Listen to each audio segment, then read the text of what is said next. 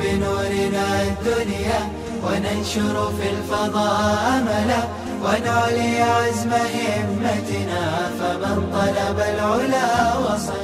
بسم الله الرحمن الرحيم. الحمد لله رب العالمين والعاقبة للمتقين والصلاة والسلام على سيد الأنبياء والمرسلين سيدنا وحبيبنا وحبيب رب العالمين محمد وعلى آله وأصحابه ومن هدى بهديه إلى يوم الدين. باب تمنی الشہادہ، یہ باب شہادت کی آرزو اور تمنا کے بیان میں. وبه قال حدثنا ابو اليمان قال اخبرنا شعيب عن الزهري قال اخبرني سعيد بن المسيب ان ابا هريره رضي الله عنه وعنهم اجمعين قال سمعت النبي صلى الله عليه وسلم يقول والذي نفسي بيده لولا ان رجالا من المؤمنين لا تطيب أنفسهم أن يتخلفوا عني ولا أجد ما أحملهم عليه ما تخلفت عن سرية تغزو في سبيل الله والذي نفسي بيده لوددت أني أقتل في سبيل الله ثم أحيا ثم أقتل ثم أحيا ثم أقتل ثم أحيا ثم أقتل. امام بخاری اپنے شیخ ابو الیمان سے روایت نقل کرتے ہیں حکم بن نافع. وہ روایت کرتے ہیں حدثنا شعیب ابن ابی حمزہ سے، اور وہ روایت کرتے ہیں محمد ابن مسلم ابن شہاب الزہری سے. وہ فرماتے ہیں اخبرنی سعید بن المسیب، کہ مجھے بیان کیا سعید بن المسیب المخزومی نے. سعید بن المسیب کو سید التابعین کہا جاتا ہے. حضرات تابعین میں بڑی اہم ترین اور افضل ترین شخصیت ہے. حضرات خلفاء راشدین سے لے کر تمام کے تمام مدینہ اور مختلف خطوں میں جتنے بھی صحابہ تھے، جتنے صحابہ سے آپ مل سکے ان سے آپ نے ملاقات کی. تو بکثرت صحابہ سے لقاء آپ کی ثابت ہے، اس لیے کہ رسول اللہ صلی اللہ علیہ وسلم کی وفات حسرت آیات کے کچھ ہی دنوں کے بعد آپ مدینہ تشریف لائے اور پھر اس کے بعد وہیں کے ہو کر رہ گئے اور آپ نے بکثرت حضرات صحابہ سے کسب فیض کیا. سعید ان ابا ہریرہ، حضرت ابو ہریرہ کے اجل تلامذہ میں سے، ان ابا ہریرہ قال، کہ حضرت ابو ہریرہ رضی اللہ تعالیٰ عنہ نے ارشاد فرمایا سمعت النبی صلی اللہ علیہ وسلم یقول، میں نے آپ صلی اللہ علیہ وسلم کو یہ فرماتے ہوئے سنا، والذی نفسی بیدی، اس ذات کی قسم جس کے قبضے میں میری جان ہے، لولا ان رجالا من المؤمنین لا تطیب انفسهم ان یتخلفوا عنی، کہ اگر مسلمانوں میں مؤمنوں میں وہ لوگ نہ ہو، لا تطیب انفسهم، جنہیں یہ بات اچھی نہ لگتی ہو، ان یتخلفوا عنی، کہ وہ مجھ سے پیچھے رہ جائے، ولا اجد ما احملهم علیہ، اور میں انہیں وہ چیز نہ پاؤں جس پر سوار کر سکوں، ما تخلفت عن سریۃ تغزو فی سبیل اللہ، تو میں کسی بھی سریے سے پیچھے نہیں رہتا جو اللہ کے راستے میں لڑا جاتا ہے. والذی نفسی بیدی، اس ذات کی قسم جس کے قبضے میں میری جان ہے، لوددت انی اقتل فی سبیل اللہ، میری آرزو اور تمنا اور میرے دل کی چاہت تو یہ ہے کہ میں اللہ کے راستے میں قتل کر دیا جاؤں، شہید کر دیا جاؤں، ثم احیا، پھر زندہ کیا جاؤں، ثم اقتل، پھر مجھے قتل کیا جائے، شہید کیا جائے، ثم احیا، پھر میں زندہ کیا جاؤں، ثم اقتل، پھر مجھے قتل کیا جائے، شہید کیا جائے، ثم احیا، پھر مجھے زندہ کیا جائے، ثم اقتل، اور پھر میں اللہ کے راستے میں شہید کر دیا جاؤں. اللہ کے رسول صلی اللہ علیہ وسلم جن کو سید الجن والانس، جنہیں امام الانبیاء والمرسلین، جنہیں سید الخلائق کہا جاتا ہے، ایسی عظیم ہستی شہادت کی کیسی زبردست فضیلت کو بیان کرنے جا رہی ہے. اللہ کے رسول صلی اللہ علیہ وسلم فرماتے ہیں کہ بہت سارے سریے، اللہ کے رسول صلی اللہ علیہ وسلم کے زمانے میں جو جنگیں ہوتی تھی انہیں حضرات مورخین، محدثین اور اصحاب سیر نے دو حصوں میں تقسیم کیا. نمبر 1 سریہ اور نمبر 2 غزوہ. جس لشکر کو رسول اللہ صلی اللہ علیہ وسلم نے جہاد کے لیے اور قتال کے لیے روانہ کیا ہو اور آپ بنفس نفیس اس میں شریک نہیں ہوئے تو اسے سریہ کہا جاتا ہے. اور جس جنگ میں آپ بنفس نفیس شریک ہو جاتے تھے تو ایسی جنگ کو غزوہ کہا جاتا ہے. جیسے اسلامی تاریخ کا سب سے پہلا سریہ کون سا ہے؟ سریۃ عبداللہ بن جحش. سب سے پہلا سریہ کون سا ہے؟ سریۃ عبداللہ ابن جحش. کتاب المغازی میں آپ پڑھیں گے کہ سریہ عبداللہ ابن جحش یہ سب سے پہلا سریہ ہے. مدینہ آنے کے بعد پہلی ہی صدی ہجری میں اللہ کے رسول صلی اللہ علیہ وسلم نے حضرت عبداللہ ابن جحش جو حضرت زینب بنت جحش رضی اللہ تعالی عنہا کے بھائی اور اللہ کے رسول صلی اللہ علیہ وسلم کے برادر نسبتی تھے، تو اللہ کے رسول صلی اللہ علیہ وسلم کے برادر نسبتی تھے حضرت عبداللہ ابن جحش. ان کو اللہ کے رسول صلی اللہ علیہ وسلم نے چند صحابہ کے ساتھ قریش کے چھوٹے سے قافلے کے تعاقب میں بھیجا تھا. تو اس طرح سے جہاں پر اللہ کے رسول صلی اللہ علیہ وسلم نہیں تشریف لے جاتے تھے اور صحابہ کو بھیج دیتے تھے ان کو سریہ کہا جاتا تھا. اور جس میں حضور شریک ہوتے تھے جیسے غزوۃ بدر، غزوہ بدر، تو یہ اسلام کا سب سے پہلا غزوہ ہے جس میں اللہ کے رسول صلی اللہ علیہ وسلم اپنے اصحاب کے ساتھ بنفس نفیس شریک ہوئے. غزوہ احد، غزوہ خندق جس کو غزوۃ الاحزاب بھی کہتے ہیں، قرآن نے اسے احزاب سے تعبیر کیا ہے، احادیث مبارکہ میں اس کو غزوۃ الخندق سے تعبیر کیا جاتا ہے. اسی طریقے سے غزوہ فتح مکہ، غزوہ خیبر، غزوہ تبوک، غزوہ ذات الرقاع، ایسے بہت سارے غزوات ہیں. کسی نے کہا 28 غزوات ہوئے اور کسی نے اس سے زیادہ کی تعداد بیان کی ہے.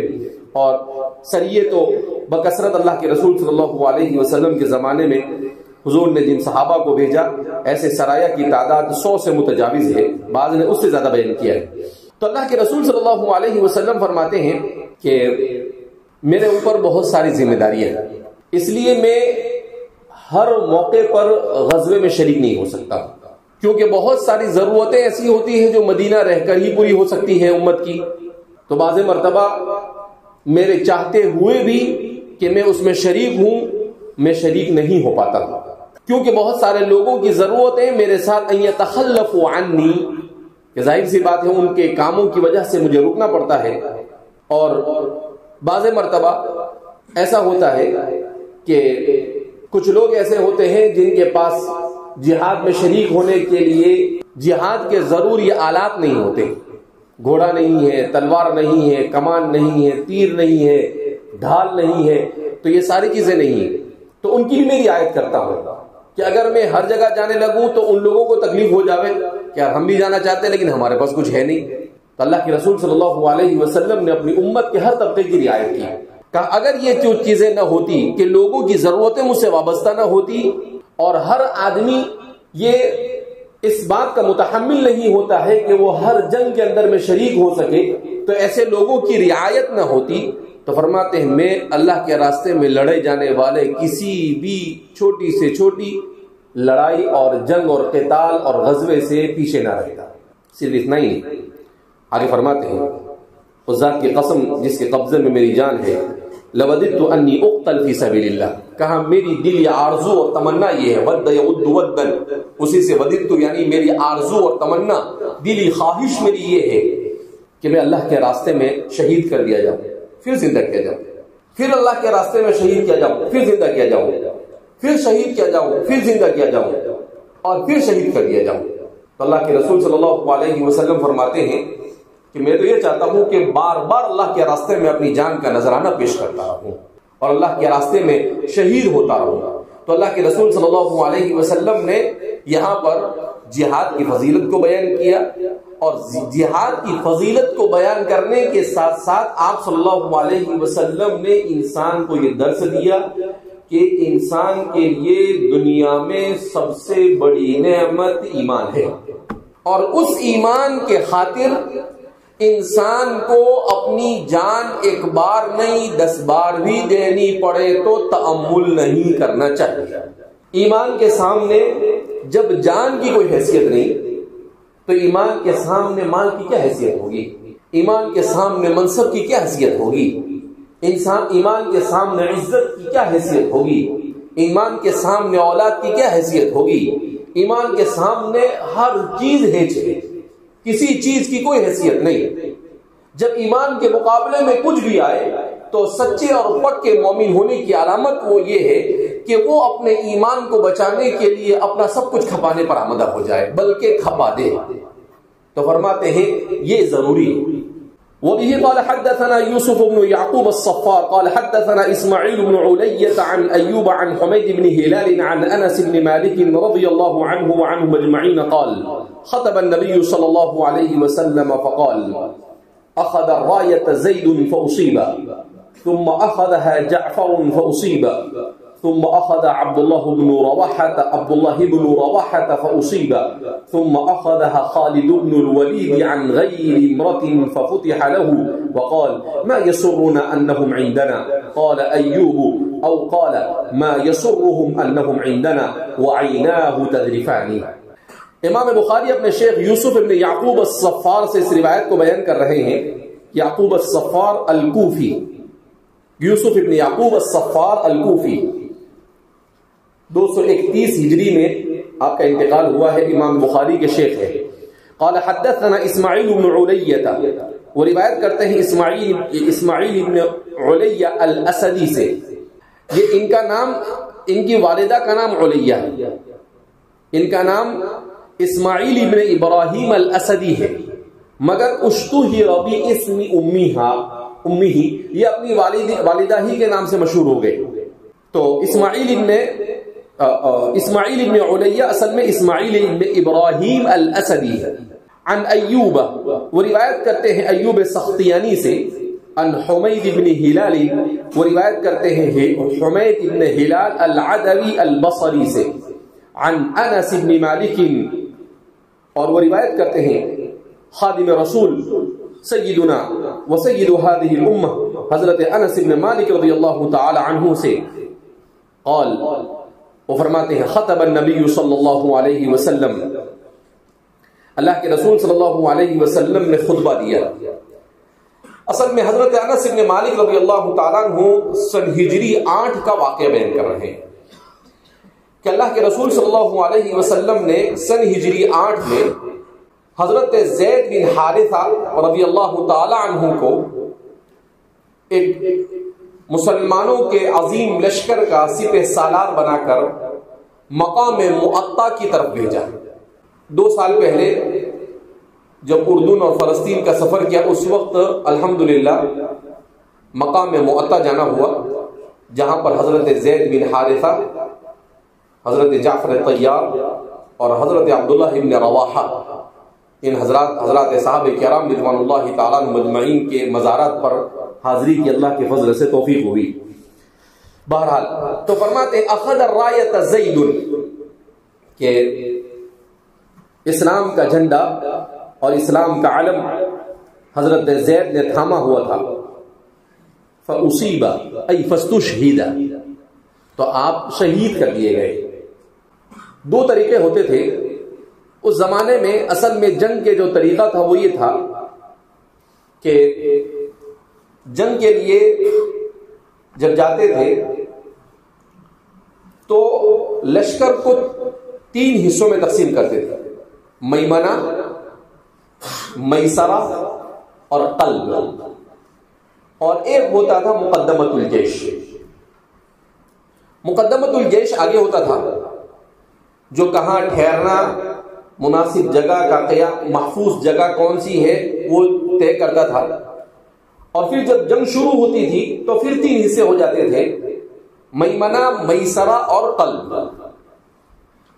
اور اس میں ایک ساتھی ایسے ہوتے تھے جن کے ہاتھ میں رایا ہوتا تھا، یعنی عالم اسلام ہوتا تھا. اللہ کے رسول صلی اللہ علیہ وسلم کے عالم کے سلسلے میں بیان کیا جاتا ہے کہ وہ عالم 2 طرح کا ہوا کرتا تھا. بعض روایتوں میں ہے کہ وہ سیاہ کلر کا ہوتا تھا، جس میں سفید کلر سے لا الہ الا اللہ محمد رسول اللہ لکھا ہوتا تھا. اور بعض مرتبہ وہ سفید کلر کا ہوتا تھا اور سیاہ کلر میں لا الہ الا اللہ محمد رسول اللہ لکھا ہوا ہوتا تھا. یہ اسلام کا سمبول، اسلام کا علم اور اسلام کا جھنڈا ہوا کرتا تھا. تو وہ ایک ساتھی کے پاس ہوتا تھا. کبھی یہ ہوتا تھا کہ امیر لشکر خود اسے وہ لے کر کھڑے ہوتے تھے.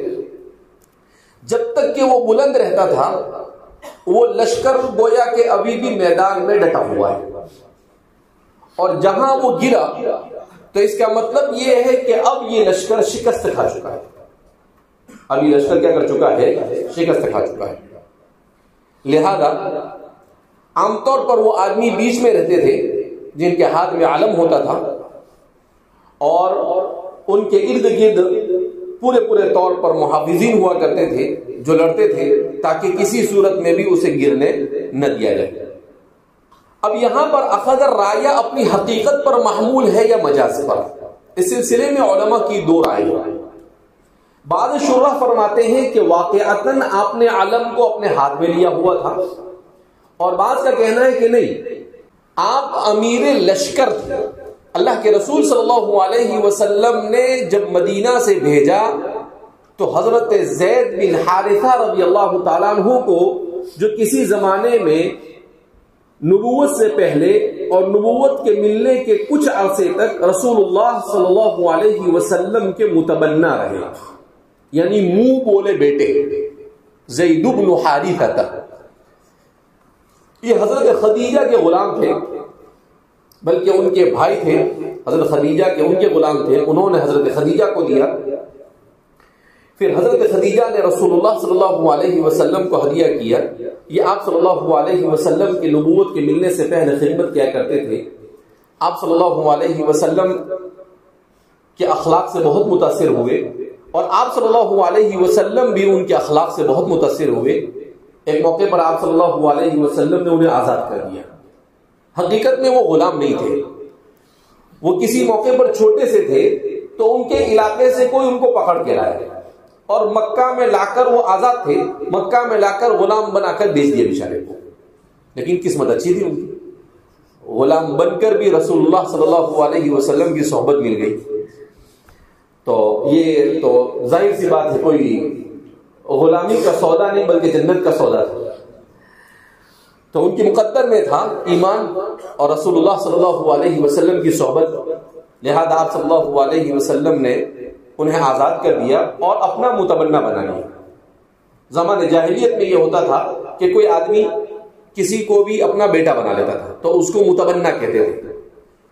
آپ صلی اللہ علیہ وسلم کو ان سے اتنا لگاؤ ہو گیا تھا کہ آپ صلی اللہ علیہ وسلم نے اپنی پھوپھی زاد بہن کی طلاق ہو گئی تھی حضرت زینب کی، تو ان کا نکاح ان سے کر دیا حضرت زید سے. مگر چونکہ وہ قریش سے تعلق رکھتی تھی تو قریش سے تعلق رکھنے کی وجہ سے، یعنی قریش کا مطلب اس زمانے میں چونکہ خاندانیت، نسبیت اور حسب نسب بہت چلتا تھا، تو ان کو یہ بات پسند نہیں تھی کہ بھئی ایک آزاد کردہ غلام کی میں بیوی کیسے ہو سکتی. آثار زمانے جاہلیت کے اثرات تھے، تو اس کی وجہ سے ان کی بنتی نہیں تھی، تو پریشان تھے. اب حضرت زید بن حارثہ سوچتے تھے کہ بھئی حضور نے نکاح کروایا، میں کیسے طلاق دوں. دوسری طرف حقوق زوجیت کا مسئلہ ہوتا تھا، تو اب وہ بیچارے پریشانی میں مبتلا ہوتے تھے، کیا کروں کیا نہیں کروں. وحی کا نزول شروع ہو گیا. اسی طریقے سے کھینچا تانی کے ساتھ زندگی گزر رہی تھی. اللہ کے رسول صلی اللہ علیہ وسلم پر آیت نازل ہوئی، ما کان محمد ابا احد من رجالکم ولکن رسول اللہ وخاتم النبیین، کہ محمد صلی اللہ علیہ وسلم کسی مرد کے والد نہیں ہے. ابا احد من رجالکم ولکن رسول، اللہ کے رسول ہے اور خاتم النبیین ہے. تو اب حضور سے کہہ دیا گیا، ان کے نام کے ساتھ زید ابن محمد لکھا جاتا تھا اور لوگ مکہ میں ان کو زید ابن محمد کہتے تھے. تو اب ان کو منع کر دیا گیا کہ آپ زید ابن حارثہ ہے، آپ زید ابن محمد نہیں. تو ان کو بڑی تکلیف ہوئی کہ اللہ اتنی بڑی نسبت میرے ساتھ لگی ہوئی تھی، اسے ختم کر دیا گیا مجھ سے. اللہ نے کہا کوئی بات نہیں، تمہاری اس تکلیف کو بھی ہم دور کر دیں گے. ابھی اللہ کے رسول کی خدمت میں آیا اور کہا کہ اللہ کے رسول صلی اللہ علیہ وسلم نباہ نہیں ہو رہا ہے زینب کے ساتھ. حضور نے کہا ٹھیک ہے، وحی کا انتظار کرتے ہیں. تو اللہ کے رسول صلی اللہ علیہ وسلم کے وحی نازل ہوئی، فلما قضى زید منها وطرا زوجناکہا. تو یہ فرد وحید ایک ہی صحابی ایسے ہیں جن کے نام قرآن کریم نے ذکر کیا. حضرت ابوبکر کے نام کی طرف اشارہ کیا ہے، ثنیتنین ہما فی الغار. حضرت عمر کی طرف اور دوسرے بہت اشارات بہت ہیں، لیکن صراحت کے ساتھ صرف ایک ہی صحابی کا پورے قرآن میں نام ہے اور وہ حضرت زید. اور کہا یہ حضرت زید کی دل جوئی کے لیے کہ ان کو یہ تھا کہ میری نسبت حضور سے کٹ گئی تو اللہ رب العزت نے ان کی نسبت کو قرآن سے جوڑ دیا. فلما قضى زید منها وطرا زوجناكها، تو قرآن کریم نے کہا کہ کوئی بات نہیں، آپ طلاق دے دو. اور اللہ کے رسول صلی اللہ علیہ وسلم سے کہا کہ آپ حضرت زینب سے عدت کے بعد نکاح کریں. اب یہ بھی ایک بہت بڑی آزمائش تھی کہ اپنی بہو سے نکاح ہو رہا ہے، تو اللہ اس روایت کو بھی توڑنا چاہتا تھا. یہ سب اللہ کی طرف سے پری پلان کام چل رہا تھا. جو ایسا لگ رہا تھا کہ سب حسن اتفاق ہو رہا ہے، حسن اتفاق نہیں، اللہ علیم اور حکیم ہے. تو اللہ کے رسول صلی اللہ ادھر زید کا طلاق دینا، ادھر حضور کو یہ کہنا، اور پوری امت کو قیامت تک یہ درس دینا کہ بھئی متمنا ہوتا ہے، وہ حقیقی بیٹے کی طرح نہیں ہوتا ہے، لہذا اس کو حقیقی بیٹے کا حکم کبھی بھی دیا جا سکتا نہیں ہے. اس درس کو دینے کے لیے پورا حضرت زید بن حارثہ کا یہ واقعہ ہے.